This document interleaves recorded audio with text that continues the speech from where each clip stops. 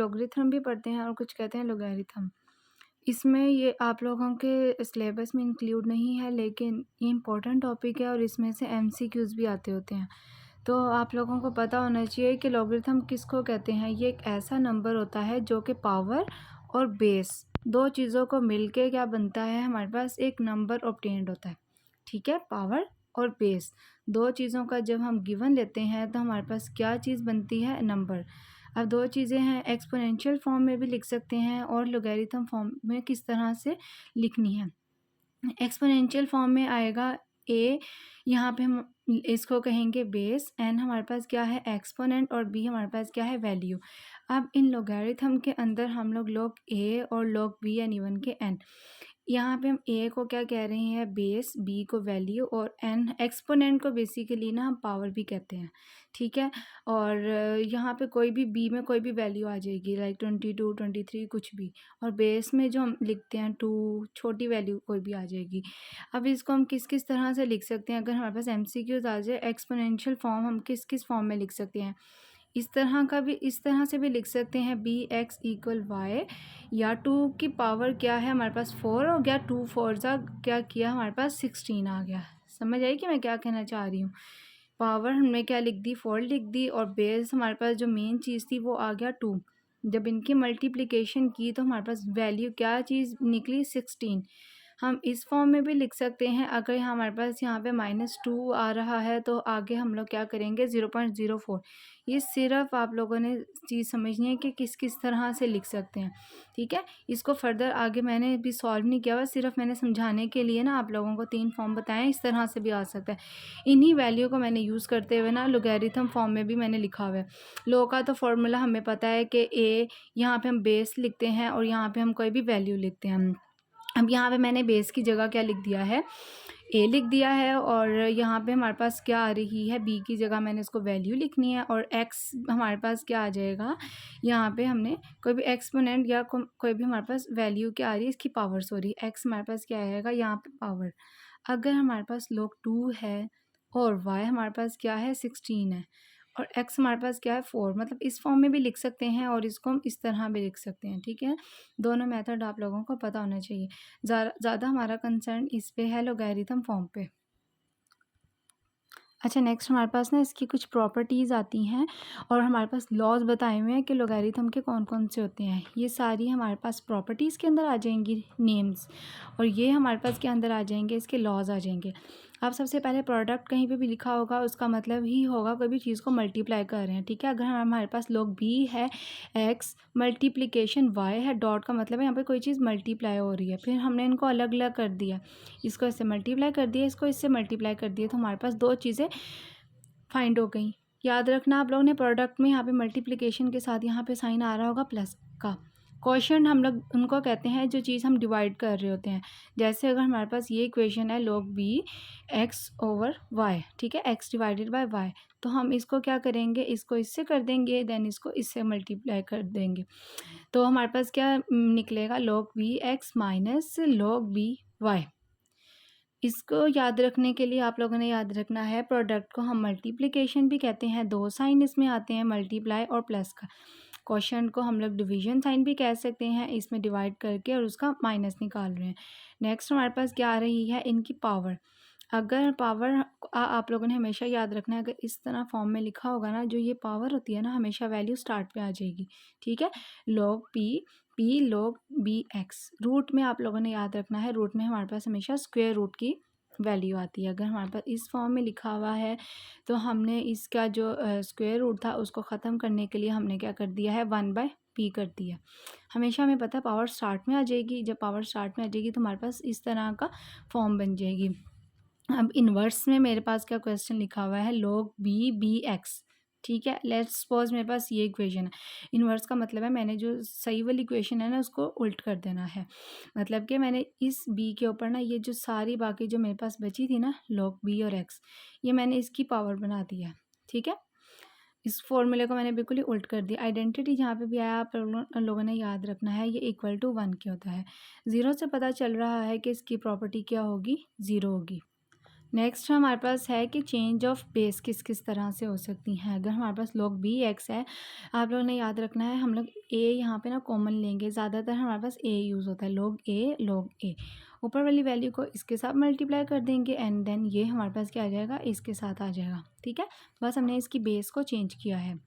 Equality का मतलब क्या है कि सारी हमारे पास वैल्यू क्या आ जाएंगी, इक्वल फॉर्म में आ जाएंगी। जैसे अगर लोग हमारे पास a b, लोग b c, जैसे हमारे पास लोग a है और लोग b है, तो हमने क्या कर देना है, इनकी पावर को हमने इक्वल कर देना है। लोग b किसके इक्वल है, लोग c के। ठीक है, तो हमने क्या कर देना है, जैसे मैंने यहाँ पे फॉर्म क्या लिखी है, लोग b एंड लोग b, इनकी मैंने पावर को इकट्ठा कर दिया है, a इक्वल है c के। इसी तरह ऊपर वाले भी मैंने पावर को इकट्ठा कर दिया। नेक्स्ट हमारे पास ना ये 4 बेसिक लॉज हैं जो हम लोग यूज़ करते हैं। प्रोडक्ट में मैंने आपको बता दिया, मल्टीप्लिकेशन कहते हैं। इस फॉर्म में लिख सकते हैं, log a भी इक्वल आएगा log a plus log b, या हमारे पास log a भी इस तरह भी लिख सकते हैं, ऐसे करके भी लिख सकते हैं। इनका दो चीज़ हमें पता होना चाहिए, प्लस का साइन जहाँ पे भी है, log का साइन है, इसका मतलब है कि प्रोडक्ट है। पावर का मतलब है कि पावर हमारे पास सबसे पहले आ जाती है। ठीक है, ये वाली जो n है ना, n हमने क्या ले आना है इसको स्टार्टिंग में। क्वेश्चन का हमें पता है कि डिवाइड कर रहे हैं किसी चीज़ को, यहाँ पे मल्टीप्लाई का सॉरी माइनस का साइन आ रहा है, log a भी इक्वल आ जाएगा log माइनस log b के। इसी तरह यहाँ पे भी मैंने बेस को चेंज किया। ऊपर वाले ही लॉज को मैंने ज़रा ना यहाँ पे एक ऐसे डिस्क्राइब करके बता दिया ताकि आप लोगों को पता हो कि क्या चीज़ हम बात कर रहे हैं। ये भी हमारे पास लॉगरिथम लॉ कुछ इस तरह से भी लिखे हुए हैं। अगर कहीं पे a प्लस बी लिखा आ जाए, कहीं mn लिखा हुआ आ जाए, कहीं xy लिखा आ जाए, तो आप लोग ने कंफ्यूज नहीं होना। इसका मतलब पता होना चाहिए। अगर इस फॉर्म में आ जाए तो आप लोगों को पता होना चाहिए कि किसके बारे में बात कर रहे हैं। रेशियो का हमें पता है कि हम किसी क्वोशंट की बात कर रहे हैं। ठीक है, रेशियो जहाँ पे भी आ जाए, क्वोशंट आ जाए, डिवीजन आ जाए, सबका मतलब एक ही है। Next same as it is power भी आप लोगों को पता है, रूट का भी मैंने बता दिया है। लास्ट वीडियो में हम ये डिस्कस कर रहे थे कि आप लोगों को लॉज का मैं ऑलरेडी बता चुकी हूँ, तो वही चीज़ें मैंने लिखी हुई हैं। अगर आप लोगों को ये पता होना चाहिए कि हम लोगों ने कि टेबल के बगैर लोग किस तरह से फाइंड आउट करने हैं। ये मैंने कुछ वैल्यूज़ लिखी हुई हैं, इसको आपने एज इट इज़ ही याद करना है। ये लास्ट में जो 3 वैल्यूज़ हैं ना, this is important for MCQ point of view. ठीक है, तो अगर कहीं पे भी अगर log 2 अगर मैंने लिखना है तो मुझे पता होनी चाहिए मैंने ये वाली वैल्यू ऐड करनी है, 3 में ये, 5 में ये, 7 में ये एंड सो ऑन ये।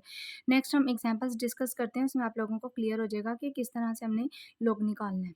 अच्छा, अब ये देखें, जैसे मैंने एग्जांपल लिखी हुई है log 4, log को मैंने अगर इनको ब्रेक किया है तो मेरे पास log 2 एंड log 2 मेरे पास आता है।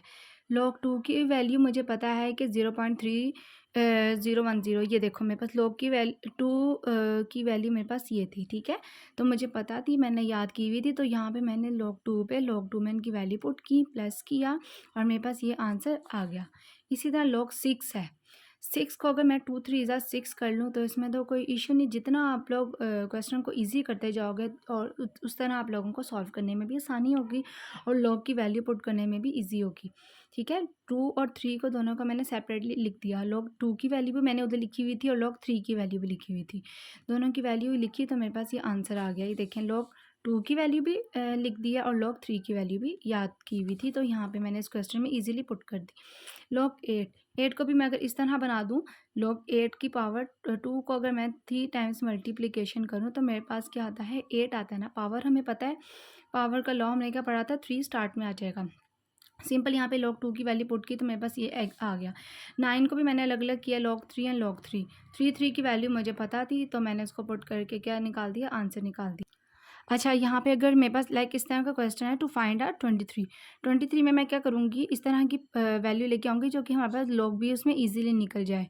ठीक है, तो मैंने अप्रॉक्सीमेट कर दिया है उसको 24, मतलब कि उससे एक वैल्यू थोड़ी सी ज़्यादा ले आई हूँ। तो अगर मैं 24 को करूँ, 6 4 सा क्या होता है, 24 होता है। ठीक है, इसको मैंने स्प्लिट किया तो मेरे पास ये 2 वैल्यूज़ आ गई। अब मैंने 2 को भी 4 को भी अलग अलग ब्रेक कर दिया है कि 2 3 ज़ा 6, 2 2 ज़ा 4। ठीक है, मेरे पास सबसे ईजी वैल्यूज़ आ गई हैं। log 2 की वैल्यू भी आसान थी तो मैंने उसको यहाँ पे मैंने ना डायरेक्ट स्टेप किया, तो आप लोग यहाँ पे ऐड कर लेना। log 2 की वैल्यू, log 3 की वैल्यू लिखना जो मैंने आप लोगों को बताई थी, फिर हमारे पास ये आंसर आएगा। इसी तरह log 2 की वैल्यू लिख के हमारे पास ये आएगा। जैसे मैंने ऊपर अप्रॉक्सीमेट किया था ना, तो उसके बाद मैंने इसको भी अप्रॉक्सीमेशन करके लिख दिया, 1.39 हमारे पास क्या है, इसका आगे आंसर आ गया। अब इसी तरह log 4 आ रहा है 2 16 एंड 4। ठीक है, अब इस तरह 2 को अगर मैं 4 टाइम्स मल्टीप्लिकेशन करूँगी तो मेरे पास 16 आता है।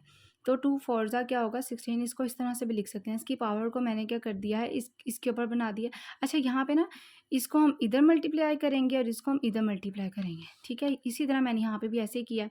3 को मैं 3 से मल्टीप्लाई कर दिया, 27 को उस साइड पे ले आई हूँ, ठीक है। अब आगे ना हमारे पास कुछ लॉज यूज़ करके ना उसी के एग्जांपल्स को मैंने आप लोगों को बताया किस तरह से करना है। ये देखो यहाँ पे अगर हमारे पास इस तरह का लॉ दिया हुआ है ए बी, मुझे पता है कि इस पावर को मैं हमेशा स्टार्टिंग में ले आती हूँ, तो हमारे पास ये लॉ कौन सा बन रहा है, दिस इज़ अ पावर।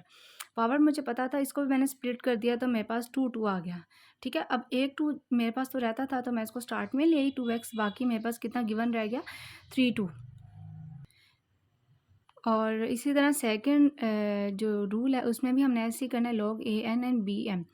इसी तरह मैंने अगर m और n को डिवाइड कर दिया और बाकी मेरे पास क्या चीज़ बच रही है a एंड b, ठीक है। इन्हें मैंने सिर्फ और सिर्फ क्या किया, डिवाइड किया। इसमें हम इसको भी कह सकते हैं कि हमने दोनों पावर को इकट्ठा करके स्टार्ट में ले आए हैं, तो इसमें भी जो रूल अप्लाई हो रहा है वो पावर का अप्लाई हो रहा है। अगर मेरे पास 6 था और इधर भी था 4, इनको मैंने मल्टीप्लाई कर दिया, 3 2 ज़ा 6 हो गया, 2 2 ज़ा 4 कर दिया, ठीक है। अलग अलग इनको मैंने मल्टीप्लाई कर दिया। अब जो मेरे पास जो 2 पावर थी, पावर को मैं स्टार्ट में ले आई, 2 2 से कटिंग किया तो 1 आता है, और बाकी मेरे पास क्या बन रहा है, log 3 2x ही एज इट इज़ आ गया। नेक्स्ट वाला हमारे पास क्या log आ रहा है, a x y equal log a x plus log a y। यहाँ पे हमें पता चल गया मल्टीप्लाई भी आ गया और ऐड भी आ गया, तो हमारे पास यहाँ पे जो रूल अप्लाई हो रहा है वो हो रहा है प्रोडक्ट का, मतलब मल्टीप्लिकेशन का। जैसे मेरे पास यहाँ पे था कि 2 को मैंने क्या कर दिया है 6, 2 3 ज़ा क्या होता है 6 कर दिया ना, तो मैंने यहाँ पे डायरेक्ट इस तरह से कर दिया, ऐसे करके लिख दिया। तो आप लोग इस तरह से करके भी लिख सकते हो, ठीक है। इस तरह ऐसे करके लिखोगे तो क्लियरली डिफाइन होगा। तो आप इस तरह से भी लिख सकते हो, इस फॉर्म में भी लिख सकते हो, इसमें कोई इशू नहीं है।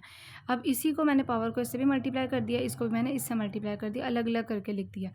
अच्छा, अब इसमें ना एक स्टेप मैंने डायरेक्ट कर दिया है कि यहाँ पे 2 और इन 2 को अगर हम यहाँ पे स्टार्टिंग में ले आएँ तो इसमें तो कोई इश्यू तो नहीं ना होगा, क्योंकि हमें पता है कि 2 या हम स्टार्टिंग में लें, या आप ऐसे भी कर सकते हो कि log 2 2 की पावर क्या है 1 है, और प्लस log 2 3। इसी तरह अगर हमारे पास इस तरह एक और रूल दिया हो ए बी, इधर हमारे पास 1 दिया हुआ है log बी ए, ठीक है।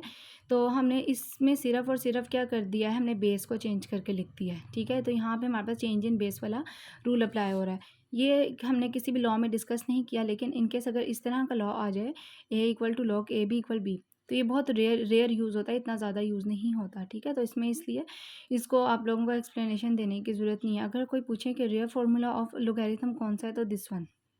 नेक्स्ट ही मैंने कुछ बताए हुए हैं चीज़ें, मल्टीप्लिकेशन को हम लोग लोगैरिथम एडिशन आइडेंटिटी भी कहते हैं इस वैल्यू के थ्रू, ठीक है। इसी तरह नेक्स्ट हमारे पास क्या है कि क्वेश्चन को हम लोग सब्सट्रैक्शन भी कह सकते हैं। यहाँ पे हमारे पास सब्सट्रैक्ट का साइन है इसीलिए, तो हमारे पास इस पावर इसको कहेंगे। आप लोगों ने हमेशा याद रखना है कि अगर log हमारे पास x है और log ये है, हम लोग ने हमेशा x प्लस वाई की फॉर्म में नहीं लिखेंगे, ठीक है। और अगर डिवीजन वाला है तो हम उसको x माइनस फॉर्म में नहीं लिखेंगे, एक्स वाई करके लिखेंगे, या हमारे पास लिखेंगे x डिवाइडेड बाय y, ना कि माइनस और प्लस का साइन इस तरह से नहीं लिखते log का, ठीक है। यहाँ तक हमारे पास log का जो टॉपिक है वो ख़त्म होता है।